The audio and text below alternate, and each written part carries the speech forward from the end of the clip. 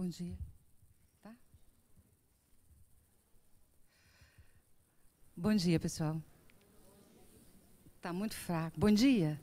Ah, tá todo mundo cantando há tanto tempo e aí agora a gente dá bom dia, bom dia. Bom dia, pessoal. Isso. Vamos começando o Evangelho, enquanto os papais e as mamães vão retornando da entrega das crianças. E vamos começar falando do capítulo 21, os falsos profetas. Se vos disserem, o Cristo está aqui, não vades. Ao contrário, tende-vos em guarda, porquanto numerosos serão os falsos profetas. Não vedes que as folhas da figueira começam a branquear? Não vedes que os seus múltiplos rebentos aguardando a época da floração? E não vos disse o Cristo, conhece-se a árvore pelo fruto? Se, pois, são amargos os frutos, já sabeis que má é a árvore. Se, porém, são doces e saudáveis, direis, nada que seja puro pode provir de fonte má. É assim, meus irmãos, que deveis julgar. São as obras que deveis examinar. Se os que se dizem investido de poder divino revelam sinais de uma missão de natureza elevada, isto é, se possuem no mais alto grau as virtudes cristãs e eternas, a caridade, o amor, a indulgência, a bondade que concilia os corações, se em apoio das palavras apresentam os atos, podereis então dizer, estes são realmente enviados de Deus. Com os nossos corações unidos pelo amor de Jesus, nós agradecemos por estarmos neste sábado reunidos em torno das palavras do Mestre. Permita, Senhor, Joana, nossa querida amiga, Deus Pai, e toda a espiritualidade amiga que está sempre junto de nós, que possamos conversar, entender, abrir os nossos espíritos para que os ensinamentos do Mestre entrem em nosso coração, entrem em nossa mente, para que possamos, na medida dos nossos esforços, colocarmos todos esses ensinamentos nas nossas práticas do dia a dia. Graças a Deus.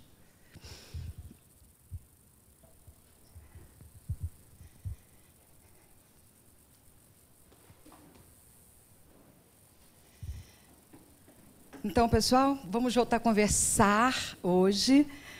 Já estive aqui uma vez, foi muito bom, gostei muito de estar com vocês, quem esteve comigo naquele sábado, foi muito bom, gostei muito de estar aqui.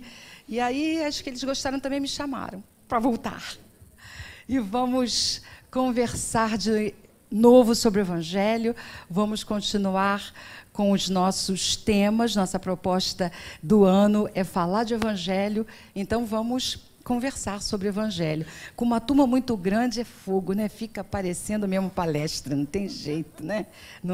Não fica com cara de escolinha, nem de cursinho de paz, não. Fica com cara de palestra. Mas vamos lá, vamos ver se a gente consegue conversar, mesmo com um número tão grande, conversar um pouquinho sobre as palavras do Mestre, as palavras de Jesus.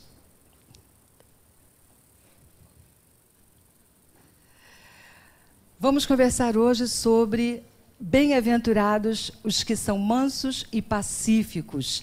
Estamos no capítulo 9 do Evangelho segundo o Espiritismo. Desde o início do Evangelho, Kardec foi organizando o que a gente chama, né, das bem-aventuranças de Jesus. Então, no capítulo 5, a gente fala dos aflitos, do 7, dos pobres de espírito, do 8, dos que têm puro coração, e no 9, dos mansos e pacíficos. As bem-aventuranças são as palavras de Jesus no Sermão do Monte. Gandhi dizia, né, mas deixou escrito para nós que se todos os ensinamentos religiosos acabassem e só sobrevivesse o Sermão do Monte, não precisaríamos de mais nada. Somente o Sermão do Monte seria suficiente para nortear toda a nossa vida. Por outro lado, quando a gente fala do Sermão do Monte e das bem-aventuranças, a gente vai olhando porque Jesus fala dos aflitos, fala dos pobres de espírito, do puro de coração, daqueles que têm sede de justiça, e aí prometendo sempre a bem-aventurança. Quer dizer, quem é aflito vai ser bem-aventurado. Quem está com sede de justiça também é bem-aventurado. E todas as bem-aventuranças ele transforma numa promessa futura. Se a gente não entende as bem-aventuranças como uma promessa ligada ao mundo espiritual, isso não faz o menor sentido, não é, companheiros? O pastor não quer que eu fale companheiro? Não sei por quê. Meus amigos, não faz o menor sentido a gente dizer que será que é bem-aventurado todo mundo que sofre, a não ser que a gente entenda essa promessa com a dimensão espiritual. Porque como é que a gente entender somente a vida da dimensão material vai aceitar e entender que é muito bom ser aflito, é muito bom ser desesperado, é muito bom ficar triste, é muito bom sofrer? Não faz sentido algum. Só faz sentido quando nós começamos a ligar essas bem-aventuranças com a promessa de felicidade de uma vida futura. Como é que começou o Sermão do Monte naquela passagem de Jesus aqui na terra junto conosco? Tinha começado Jesus, perto lá dos 30 anos, tinha começado as suas passagens, a sua caminhada para a evangelização do mundo. Estava começando a falar das suas palavras para aquele povo onde ele nasceu. E ele falava de todas essas coisas que eram boas e prometia o que era bom para todos aqueles que estavam sofrendo. Quem eram os que se acercavam de Jesus? Os enfermos, os mendigos, os necessitados de toda a natureza eram aqueles que ficavam perto de Jesus. E isso tinha trazido um grande conforto, uma grande esperança para todos aqueles que sofriam naquela época. Levi era um dos discípulos de Jesus.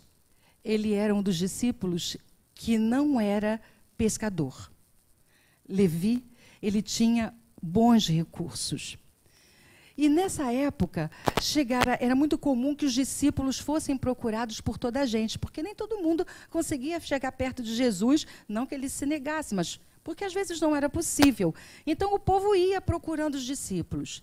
3 pessoas chegaram perto de Levi numa certa ocasião. Eram muito necessitados. E perguntaram para Levi: Levi, como é que nós podemos contribuir para o reino de Deus? Como é que nós podemos contribuir para esse mundo de que Jesus fala? E aí, Levi vira para aquelas 3 pessoas e diz assim, para um deles: como é que você, aleijado, pensa que pode contribuir para o reino de Deus? E você, para outra pessoa, tão cheio de aflições, vai contribuir de que jeito com Jesus? E para o terceiro: e você foi até expulso de casa, como pode querer contribuir para o reino de Jesus?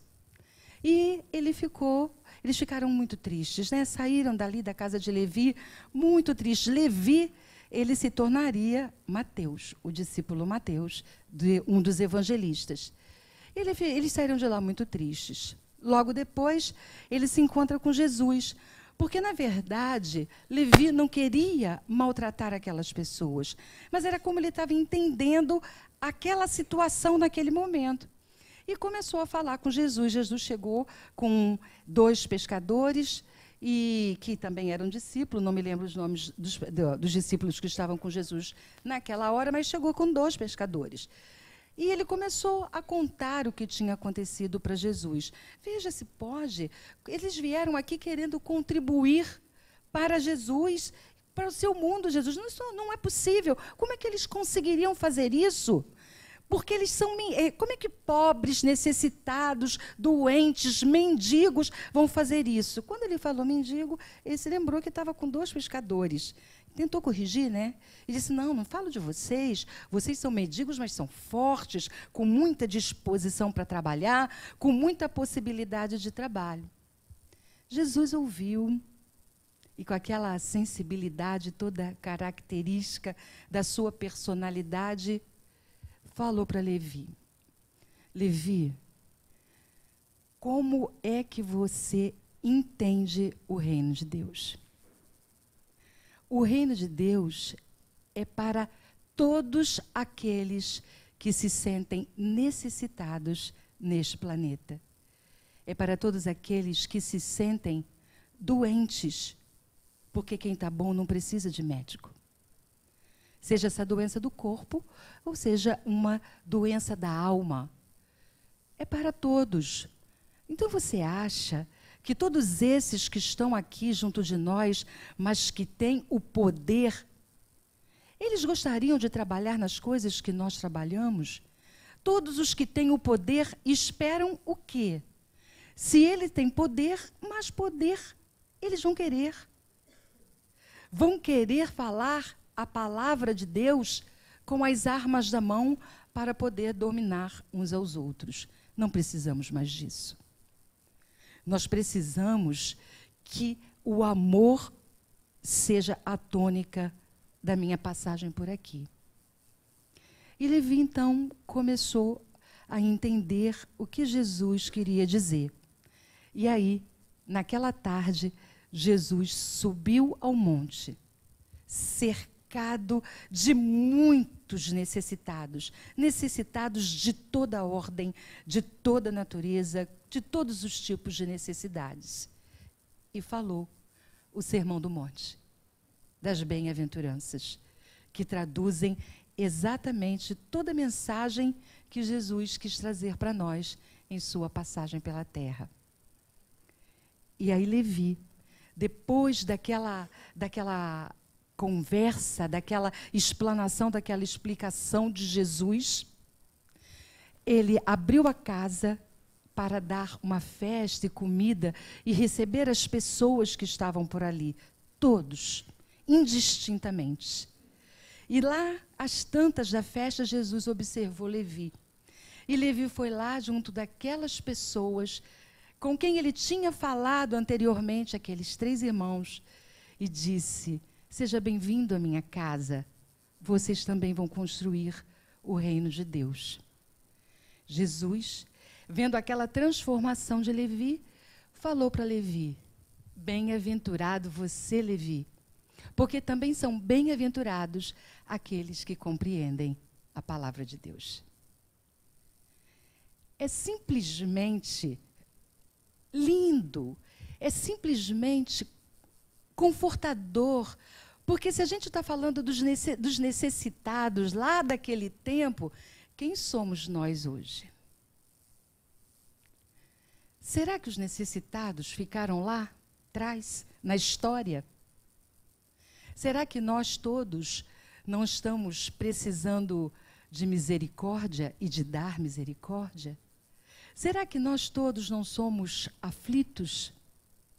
Será que nós todos não temos em nossa alma algum tipo de necessidade?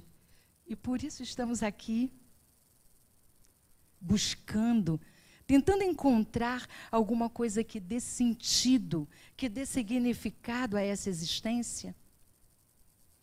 Então somos todos ainda enquadrados naquelas classificações que Jesus deu lá quando passou entre nós, aqui na terra. E todos nós temos essa promessa da bem-aventurança. E isso é bom demais, né, moçada? Não é para chorar, não. Que alegria. Que eu começo a falar dessas coisas, a gente fica muito emocionado e chora. E vamos continuar. Os mansos e pacíficos, nesse evangelho, fala assim, vai falar de injúria e violência, da afabilidade e da doçura, da paciência, da obediência e resignação e da cólera. Olha, tudo isso a gente vive toda hora no nosso dia a dia. Toda hora a gente dá de cara com a violência do próximo, com a nossa própria violência. Toda hora a gente quer ser tratado com afabilidade e com doçura. Mas será que a gente consegue ser afável e doce? Todos nós queremos que todo mundo tenha tanta paciência com a gente. Se todos forem muito pacientes conosco, nós vamos ficar muito felizes. Mas eu não tenho nenhuma paciência, nem com um cristão que me corta ali na Avenida das Américas. E não me deixa passar no trânsito. E eu fico, sai da frente que eu quero passar. Obediência? Como assim? Se as coisas acontecem na vida, assim, não, eu não aceito isso, eu não quero e eu não vou atender. E aí eu trago para a minha vida só um pouquinho mais de dor. Resignação, vamos conversar um pouquinho. E cólera? Moçada, a gente se irrita por qualquer coisinha, né, não? Qualquer coisinha faz a gente, desarmoniza a vida da gente e a gente... Mas, às vezes, a gente já consegue pensar, que bom. Porque sentir cólera faz parte da nossa história. Nós vamos conversar um pouco sobre isso. Bem-aventurados os que são mansos, porque possuirão a terra. Bem-aventurados os pacíficos, porque serão chamados filhos de Deus. É legal a gente entender isso. Porque, às vezes, quando a gente lê bem-aventurados os pacíficos, a gente entende que ser pacífico é não se indignar com relação a algumas coisas. Não é isso. Ser pacífico é ser capaz de sentir tudo isso que a gente sente e, ainda assim, não gerar violência. E, ainda assim, não gerar todos os atritos que a gente ainda, muitas vezes, gera. É ter todas essas coisas dentro de nós, porque todos nós temos, e não é bom negar, nós temos mesmo, mas conseguir ir à frente sem magoar o outro e sem se magoar também. São os desafios, porque o Evangelho, né, pessoal, é um grande conjunto de metas. É um grande conjunto de desafios que nós temos dia a dia quando a gente fala das questões de Jesus. Tem um livro que é a Sabedoria das Parábolas, que o autor é Huberto Roden, um grande pesquisador, um grande estudioso das parábolas. E ele diz: na natureza tudo acontece com poder e silêncio, com um silêncio poderoso. O sol nasce e se põe em profunda quietude. O sol move gigantescos sistemas planetários, mas penetra suavemente pela vidraça de uma janela sem a quebrar.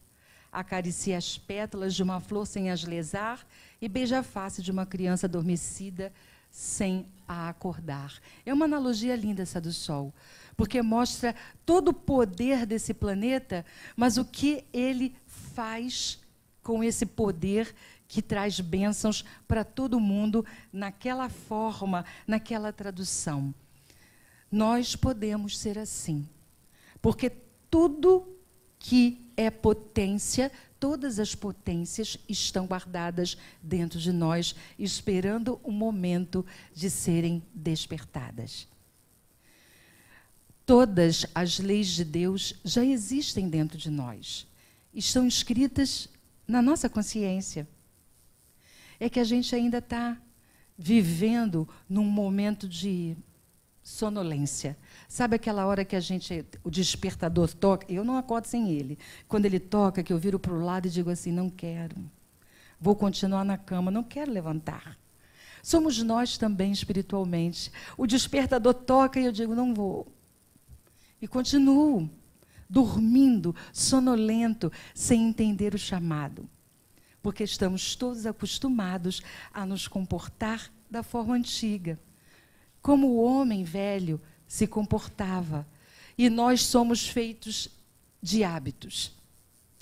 Nós somos feitos daquele modelo mental que a gente tem, modelo mental construído pelas crenças e pelos valores que a gente tem. O que isso quer dizer? Na hora que eu levanto, o que me faz levantar e não ficar na cama? Porque eu posso ficar, eu tenho essa escolha. O que me faz não ficar? Seja qual for o compromisso que eu tenha naquela manhã, de trabalho, de estudo, médico, seja qual for o compromisso, meu serviço doméstico, não importa qual é o compromisso. Eu tenho alguma coisa para fazer quando levantar. E o que me faz levantar ao invés de continuar deitado? A responsabilidade ou qualquer outro valor que naquele momento eu diga assim, vamos embora, companheiro, levanta, não adianta, o companheiro vem. Vambora, levanta, meu amigo, levanta, porque você tem alguma coisa para fazer. E tudo isso move a vida da gente. Então, nós estamos nessa sonolência de acordar para as coisas do Espírito. Nós ainda estamos meio entorpecidos pelo sono de muitos e muitos anos que arrastamos até aqui. Mudar hábitos é muito difícil. Pois é, para mudar hábito é preciso ter vontade. E vontade todos nós temos. Não adianta a gente pensar, mas a minha vontade é fraca. Não existe vontade fraca e vontade forte, sabia? O que existe é escolha. Naquele momento eu simplesmente decidi não exercer a minha vontade para fazer o que precisa ser feito. E vou usar para fazer aquilo que eu já deveria ter deixado de fazer. Isso serve para qualquer coisa na vida da gente.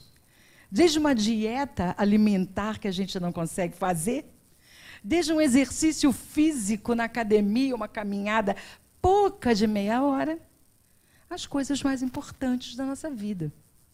Hábitos que a gente precisa transformar. E dá um trabalho danado mudar hábito. Dá muito trabalho. Todo mundo aqui, ou pelo menos a maioria, nesse sábado, veio trazer suas crianças para a evangelização. Para quê? Criar hábitos. Criar hábitos para a própria vida. Hábitos de conduta.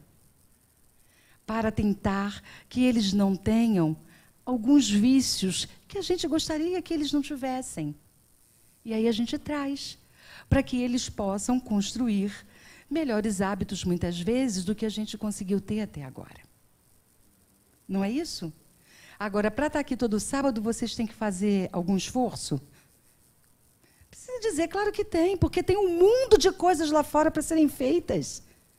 Um mundo de coisas. E vocês escolheram estar aqui, nessa manhã de sábado, e trazer as suas crianças para a evangelização. Não é verdade? Não, não é. Não é verdade. Olha o que o nosso amigo está dizendo. Desde que foi feita a escolha, não há sacrifício. Será? Às vezes a gente escolhe, vai, mas o pensamento fica preso lá no outro lugar. Pois é. Aí ele está dizendo, então, não houve uma escolha real. Sim.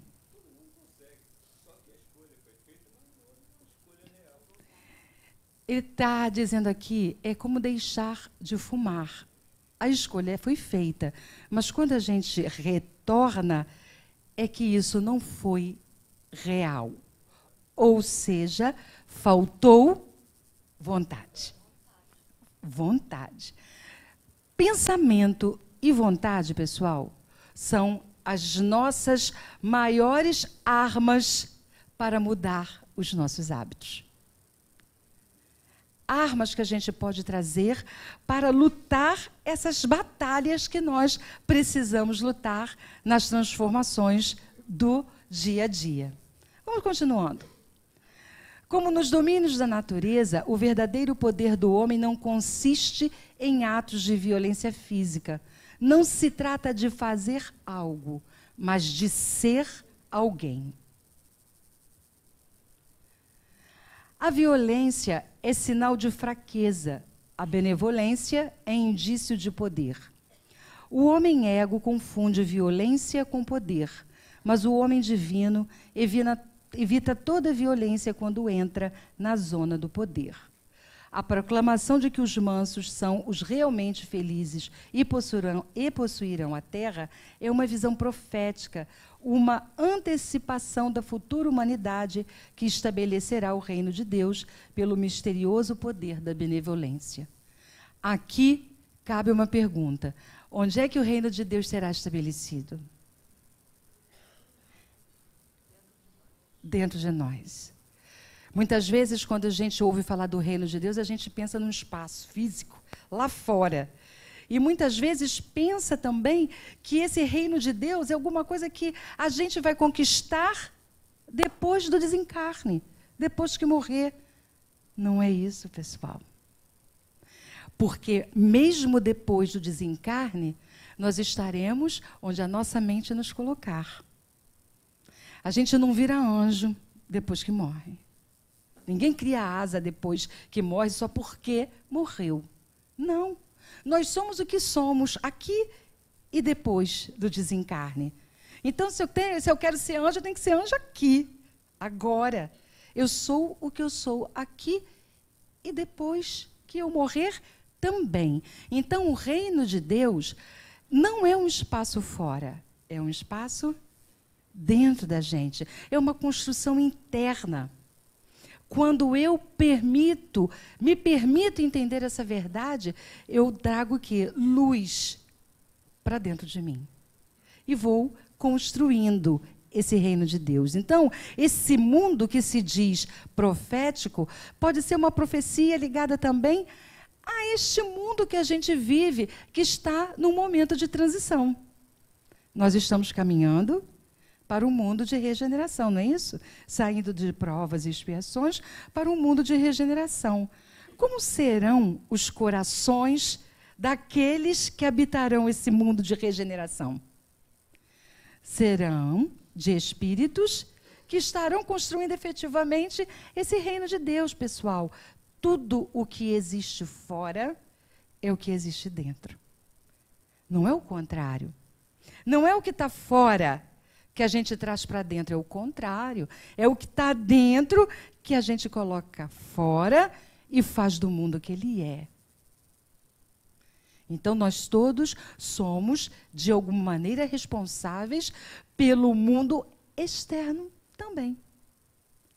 Em algum momento, estamos dando a nossa parcela de contribuição para o mundo ser do jeito que ele é. O homem comum entende que o homem espiritual é uma espécie de galinha morta, que não deve insistir nos seus direitos, que deve tolerar com apatia e indiferença todos os abusos e não reprimir com energia nenhuma indisciplina. Não compreende que a expulsão dos vendilhões do templo seja compatível com a alta espiritualidade do Nazareno. Vamos entender isso. Isso é legal. Porque quando a gente fala de resignação, em um momento a gente pode pensar que é cruzar os braços, apatia e não fazer nada. Quando fala ali dos vendilhões, é uma passagem do Evangelho em que Jesus entra no templo e aí ele fica irado. Vamos entender isso, que às vezes a gente se confunde um pouco nessa passagem. E ele fica irado por quê? Porque aquelas pessoas que estão no templo estão oferecendo coisas e falando e pregando e agindo como se as coisas de Deus tivessem apenas relação com o mundo externo. E nós vamos ler no Evangelho, quando ele fala, ele chama muitos fariseus e os publicanos de hipócritas. Quando a gente lê isso no Evangelho, assim, mas puxa, Jesus usou essa palavra, que palavra horrível. Não, Jesus não pode ter sentido raiva, ele não pode ter sentido ira. É isso que a gente precisa aprender para nós. Raiva, todos nós sentimos, só que em algum momento da vida, a gente entendeu e aprendeu que ter raiva é feio. Eu não posso ter raiva. Eu não posso ter ira. E a ira de Jesus é chamada de ira santa. Sabe por quê? E sabe onde é que entra o nosso prejuízo quando a gente sente a raiva ou a ira? É porque nós transformamos a raiva e a ira em ódio, em sentimentos de vingança, em mágoas, ressentimentos. Jesus não. Ele se indignou, ele teve ira para mudar uma situação, para transformar uma situação que precisava ser transformada, mas não deixou que nascesse nele mágoa, ressentimento, ódio, sentimentos de vingança, oposição. Se eu estou desse lado, você está do outro. E nós não podemos nos encontrar por causa disso. Não é isso. E esse é o grande exercício, é o grande trabalho que nós precisamos fazer nessa nossa caminhada na Terra. É saber que tudo nós temos, porque faz parte da nossa vida pessoal. A raiva, ela é neutra. O que nós vamos fazer com ela é que vai dar o sentido daquilo. São as consequências que fazem com que a gente diga: foi bom ou foi ruim? Ter raiva não é errado. Vamos entender isso. O que eu vou fazer com isso? Mágoa, ressentimento? Aí eu vou me prejudicar. Vingança, eu estou transferindo para o outro. Não é isso. Então vamos entender os nossos próprios processos. Não quer dizer apatia, como está falando ali, agora eu sou bonzinho. Bonzinho nada, eu sou bonzinho para o outro ver. Porque dentro de mim, eu estou falando para caramba. Não é verdade? Não, para minha amiga aqui eu não vou falar nada. Não tem nada a ver, não. Está tudo certo. Quando eu viro as costas, eu estou borbulhando, eu estou fervendo por dentro.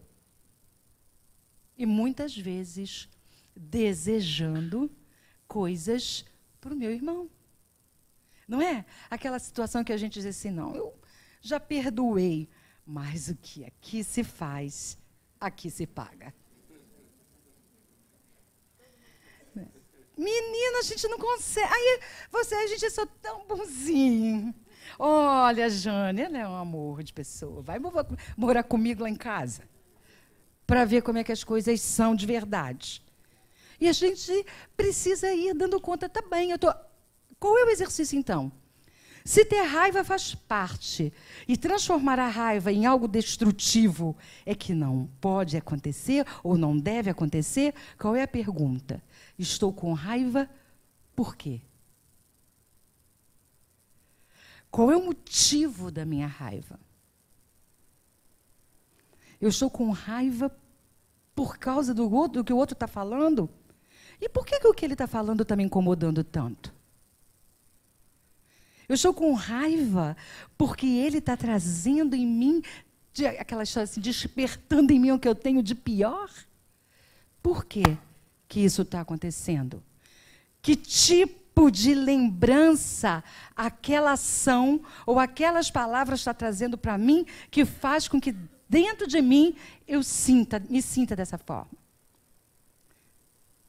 Porque, pessoal, muitas vezes é um ciclo que se repete. Então, quando eu tenho muita raiva, eu preciso me perguntar, por que eu estou tendo tanta raiva? Para quê? E o que eu estou guardando ou alimentando dentro de mim? Para poder compreender o processo e entender por que muitas vezes aqueles que estão no nosso entorno, na nossa casa, no nosso trabalho, qualquer lugar onde a gente se relaciona, na casa espírita. Aqui também, a gente é tudo igual, tá? A gente bota a blusinha branca do seja e fica com cara de anjo, não é verdade, tá? Não é mesmo? O homem comum identifica mansidão com fraqueza e indiferença. Já viram? Às vezes a gente tem uns conceitos quando a gente gostaria que o outro reagisse, mas é um bobão, né lá? Fez nada. A gente não faz assim, não fiz nada. Por que devia ter dado, reagido? A gente é doido para ver o circo pegar fogo. O homem comum identifica mansidão com fraqueza e indiferença, rigor e energia com ausência de espiritualidade. Não compreende que o homem espiritual possa defender com entusiasmo uma causa sagrada, sem ser impelido por nenhum sentimento de egoísmo ou ofensa pessoal. Imagina, pessoal, que a gente está ensinando as nossas crianças, mostrando para elas alguma coisa que precisa ser feita, mas elas dizem, não vou fazer. Dá para conceder tudo? E sem energia a gente consegue? Não. Haja. Esses pequenos, então, Senhor, haja energia. Mas é para isso que a gente também é pai e mãe. Para entender esse processo e essa responsabilidade e essa energia que a gente precisa ter na hora da educação. Como Iraci fala, se a criança da gente diz assim, não vou à escola, a gente diz, vai. A gente não diz isso? Aí quando chega no sexta-feira, não vou para o SEJA. Vai. Não é?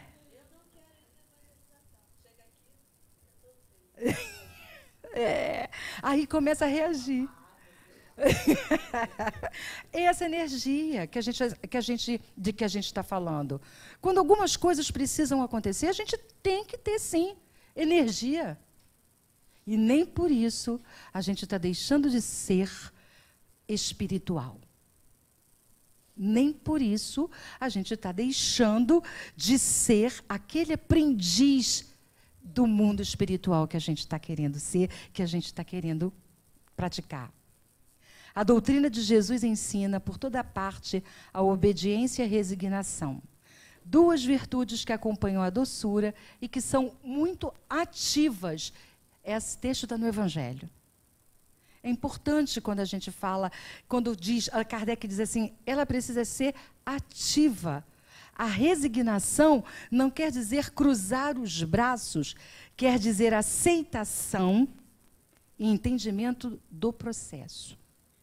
Agora, imagina que eu fico doente, este é o meu karma, e quanto mais eu sofrer, melhor eu vou ser quando eu voltar na outra existência. Errado. Errado. Qualquer problema, qualquer situação, doença grave, doença leve, problemas de relacionamento, todos nós temos e todos nós vivemos todas essas situações da vida. É nossa obrigação fazer alguma coisa para mudar e melhorar sempre. E veja, nesse processo, eu não tenho que cuidar de melhorar o outro, eu tenho que cuidar de melhorar a mim mesmo. Porque nessa nossa infantilidade, nós somos ainda crianças espirituais. Somos ainda muito imaturos em relação às coisas do espírito. A gente se habitua a colocar na responsabilidade do outro as coisas que acontecem conosco. Quando eu paro para refletir e começo a entender que qualquer circunstância da minha vida, boa ou não, porque de boa ou não também existe uma relativização aí e depende do lugar que a gente está avaliando. Seja qual for, a responsabilidade é única e exclusivamente minha. Mas a gente gosta de dizer que foi o marido, o pai, a mãe, o filho, meu chefe, que é assim. A gente bota. Tudo que me acontece foi porque o outro provocou. Quando a gente começa a amadurecer como ser espiritual e psicológico, a gente começa a entender que não é assim. Quando nós começamos a falar da vontade, já somos capazes de falar de vontade, escolha, de livre-arbítrio, nós começamos a trazer toda essa responsabilidade para nós. E a obediência, está dizendo ali, é consentimento da razão. A resignação é o consentimento do coração. As duas são forças ativas, pois levam o fardo das provas que a revolta insensata deixa cair. Não precisamos nos revoltar. Aliás, não devemos nos revoltar. Aceita que dói menos e reflete. Para que estou vivendo isso? E às vezes, pessoal, a gente vive situações de forma repetida. Já perceberam isso? Que a gente troca de marido, acha um segundo marido igual. Troca de mulher, acha uma segunda mulher igual. Troca de emprego, daqui a pouco, mas o meu chefe também não é bom. Por algum motivo ele não é bom. É sempre o outro.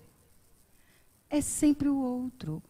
Enquanto a gente não entender, mudam os personagens, muda o cenário e nós vamos continuar vivendo as mesmas experiências. Até que a gente aprenda. Deus é mau? Não, porque não é Deus que faz essas coisas, tá bom, pessoal? Nós já sabemos. Eu sofro tanto porque Deus quer. O que é isso? Deus é Pai. Deus é o nosso Criador. Como é que a gente pode pensar que sofre muito porque Deus quer? Pois é, não é assim. Se tem algum tipo de dor, algum tipo de sofrimento, não foi porque Deus quis. Fomos nós, com a nossa teimosia, com a nossa rebeldia, com os nossos equívocos, que trouxemos essas coisas para a nossa vida. Para quê, pessoal? Aprendizado. Nós precisamos aprender. Vocês veem que a lógica não muda muito, não. Se a gente está na escola e repete alguma série, por que foi? O professor não prestava repetir por isso. Mas qual é o processo? Se eu não tiro a nota que eu preciso tirar, que é o sistema da meritocracia, se eu não faço isso, o que vai acontecer?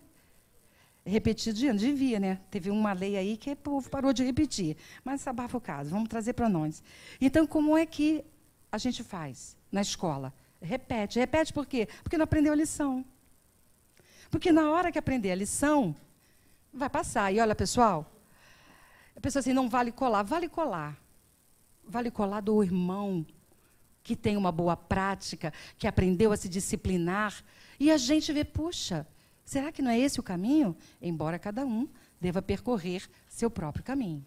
Então, não tem isso, não. É aprendizado. É entender o processo da vida. A gente nasce, vive as experiências que precisa viver, aprende e vamos viver outras. Por isso é que a gente nasce homem, nasce mulher, nasce saudável, nasce doente, nasce com várias profissões, nasce de pele branca, de pele negra, seja o que for. A gente vai nascer para viver todas as experiências que precisamos viver. E isso não é um castigo, é uma metodologia criada por Deus para o nosso aprendizado. Quem é que está procurando? Estou procurando a mamãe. Mamãe do Lorenzo. Tá, tudo bem, vamos soltar esse lugar. Então...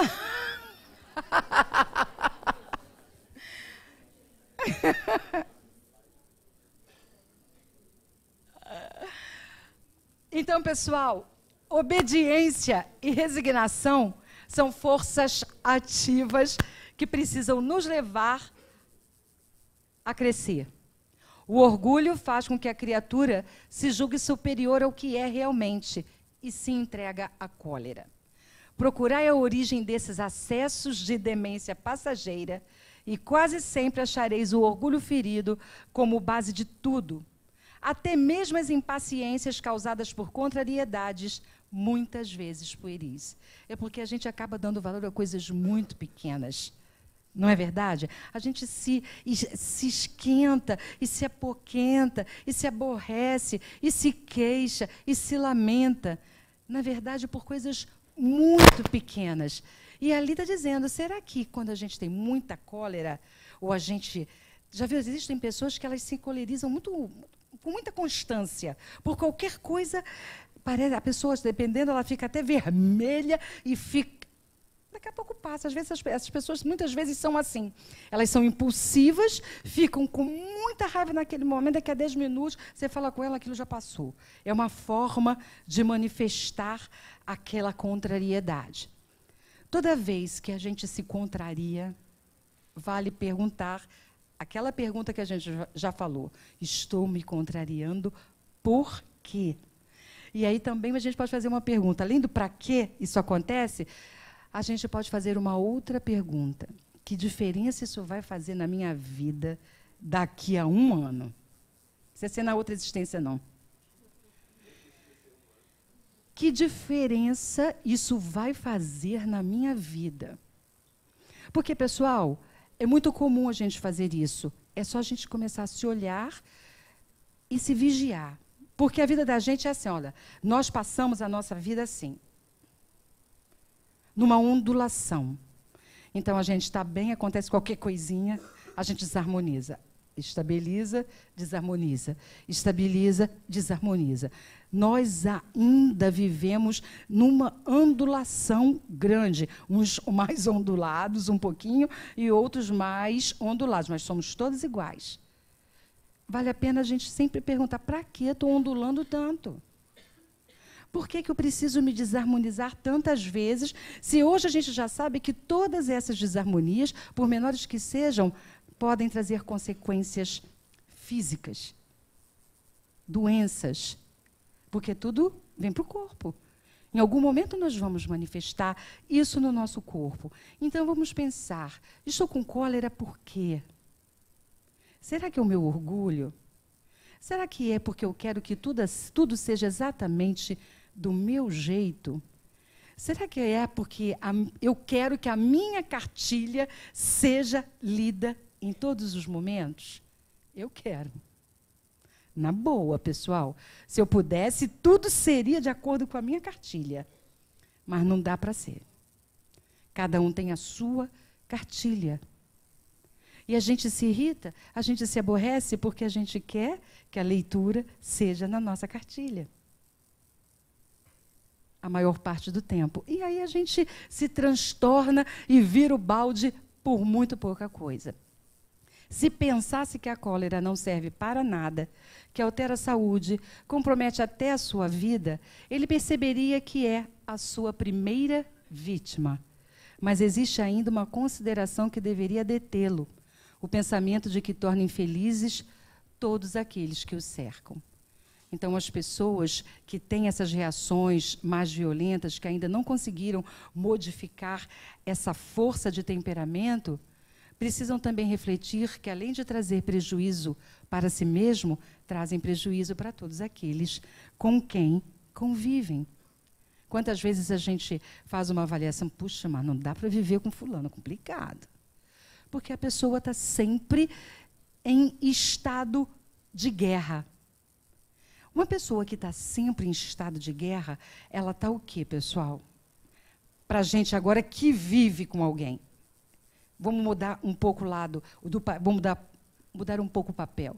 Para quem vive, tem convívio com pessoas com essa natureza, com esse temperamento, o que a gente precisa fazer? Aquela pessoa é a que mais necessita do nosso cuidado. Por mais que a gente tenha dificuldade de entender isso.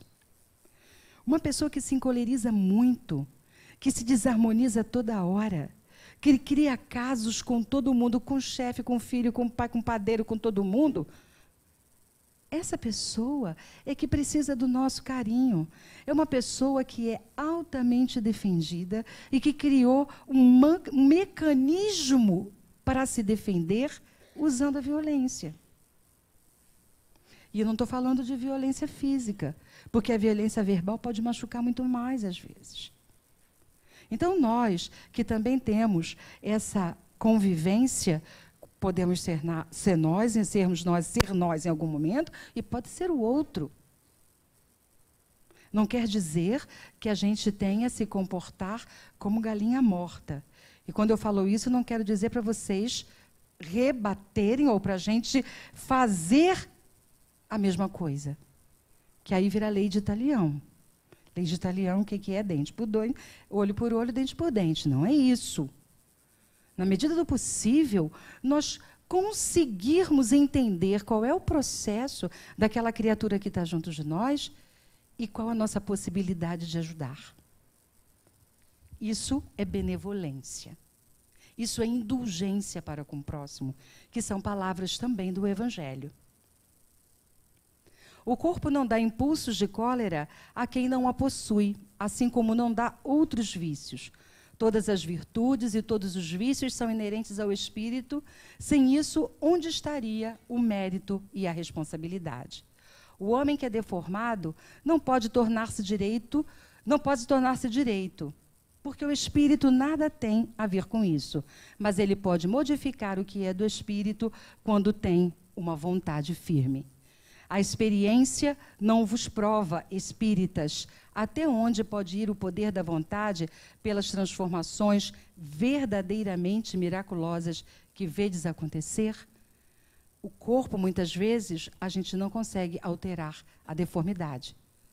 Mas o espírito, a gente consegue, pelo pensamento e pela vontade.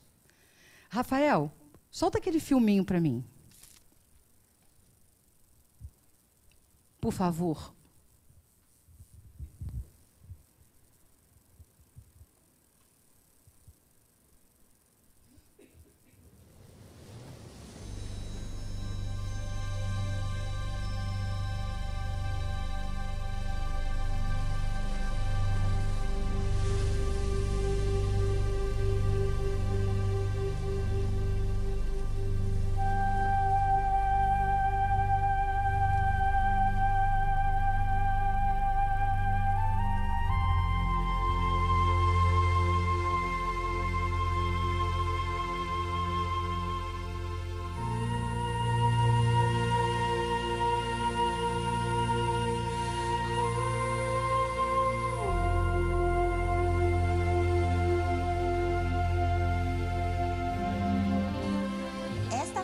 Veio do Japão, do senhor Masaru Emoto. Senhor Emoto ficou terrivelmente interessado na estrutura molecular da água e o que a afeta. O recado da mais água. receptivo dentre os 4 elementos. O senhor Emoto pensou que poderia responder a eventos não físicos. Realizou, então, uma série de estudos, aplicou estímulos mentais e a fotografou com um microscópio de campo escuro. Esta primeira foto é uma foto da água Represa da Fujiwara antes. E esta foto é a mesma água após receber uma bênção de um monge zen budista. Represa Fujiwara após Agora, oferta de nessa próxima prece. série de fotos, o senhor Emoto imprimiu palavras, colocou-as nas garrafas Água de destilada. água destilada e deixou-as por uma noite.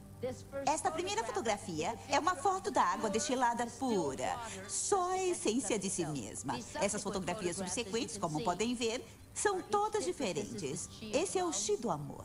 Shi do amor. E aqui podemos ver o obrigado. E podem ver onde ele colocou a palavra nesta garrafa aqui. Primero hice un experimento con 2 palabras, que es gracias y estúpido. Bueno, cada palabra escrita pegamos en la botella desde donde sacamos la muestra y después sacamos el cristal. Entonces, en caso de las gracias, salió un cristal bien formado. En caso de estúpido, salió un cristal deformado.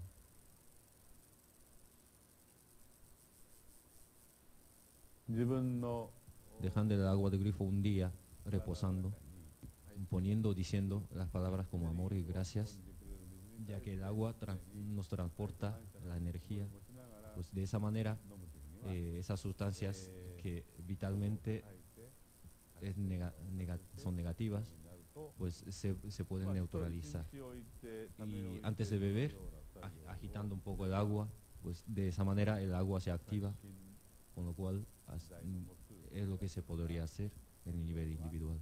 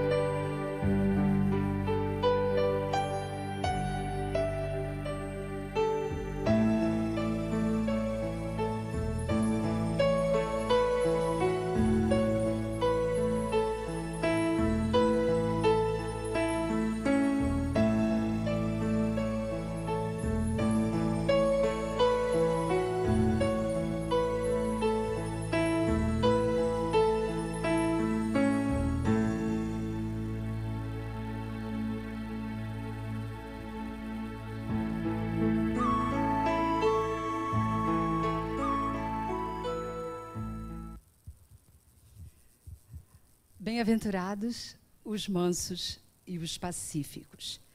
Que todos possamos trazer mansidão para nós, melhores vibrações, melhores pensamentos. E se essas vibrações podem fazer isso conosco, também é um alerta para aquilo que falamos para as nossas crianças. Se o nosso corpo é 75% água, das nossas crianças também. Então, aquilo que falamos para elas vai interferir diretamente naquelas moléculas de água que compõem o corpinho delas. Então, meu aprendizado para nós e para as nossas relações com todos. Que Jesus nos abençoe. Precisamos fazer nossa prece final. Tem algum candidato? Nossa, quanta gente, nenhum candidato.